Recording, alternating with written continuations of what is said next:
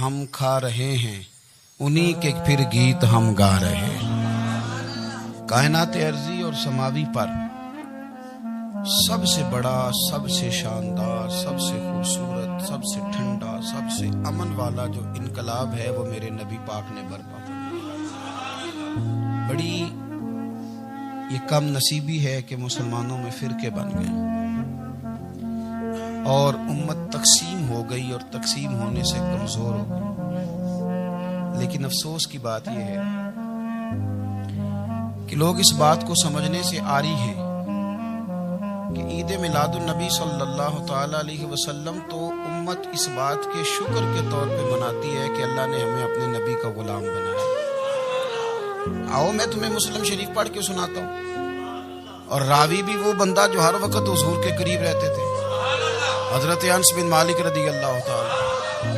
آپ فرماتے ہیں مجھے وہ دن بھولتا ہی نہیں، میں بھلا سکتا ہی نہیں جس دن میرے نبی پاک مکے سے ہجرت کر کے مدینہ طیبہ تشریف لائے۔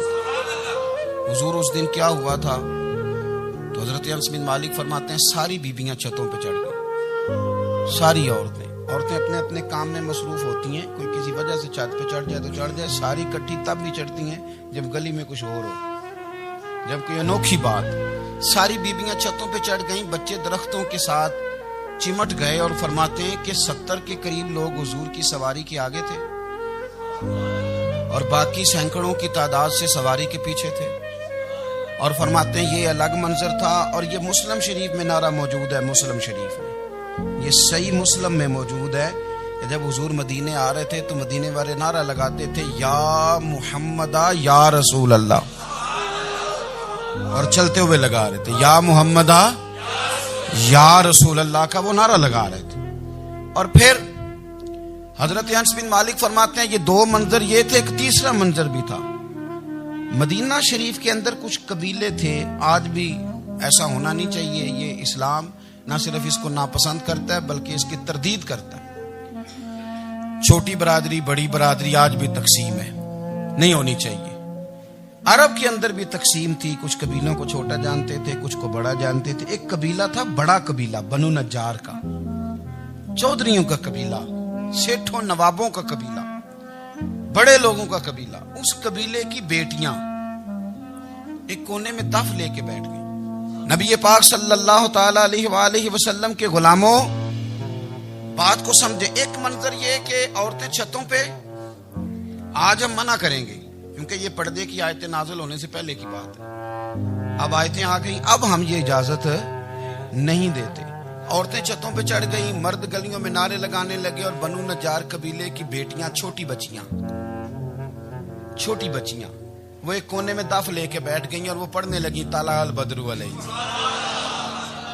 اب تو میلاد غریبوں میں رہ گیا ہے، ہمارے یہاں فیشن ہو گیا ہے، جب حالات خراب ہوتے ہیں تو لوگ برکت کے لیے میلاد کراتے ہیں، اور جب امیر ہو جاتے ہیں پھر انہیں میلاد کے جائز ہونے کی دلیل ہی کوئی نہیں ملتی۔ پھر وہ یہ فیشن ہے، بندہ تھوڑا سا پڑھ جائے نا دو چار چیزیں تو ہر چیز کو غلط کہنا اس کی طبیعت ہوتی ہے۔ پھر یہ فیشن ہے کہ میری سوسائٹی نہیں ہو گئی، کتابیں نہیں ہو گئی، فرنیچر نیا ہو گیا، دوست نئے ہو گئے، تو مذہب وہی پرانا۔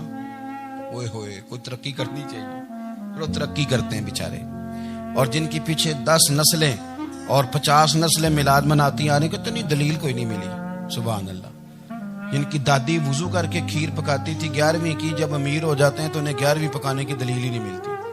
اب آپ امیر ہو گئے میرے بھائی، آپ کا فیشن ہے، یہ طبیعت کا حصہ ہے۔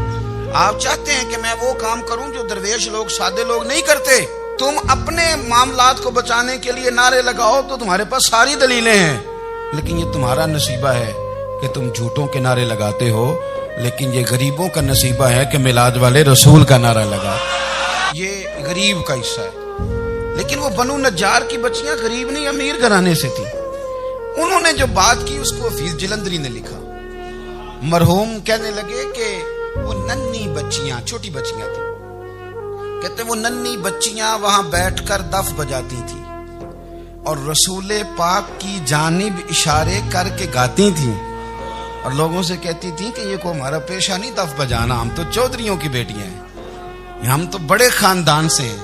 وہ ننھی بچیاں جو بیٹھ کر وہاں دف بجاتی تھیں، رسول پاک کی جانب اشارے کر کے گاتی تھیں اور کہتی تھی ہم ہیں بچیاں نجار کے عالی گھرانے کی، خوشی ہے آمنہ کے لال کے تشریف لانے، ہمیں بڑی خوشی ہے آمنہ کے لال کے، خوشی ہے آمنہ کے لال کے، خوشی ہے آمنہ کے لال کے، ہمیں خوشی ہے آمنہ کے لال کے تشریف، خوشی ہے بس آمنہ کے لال کے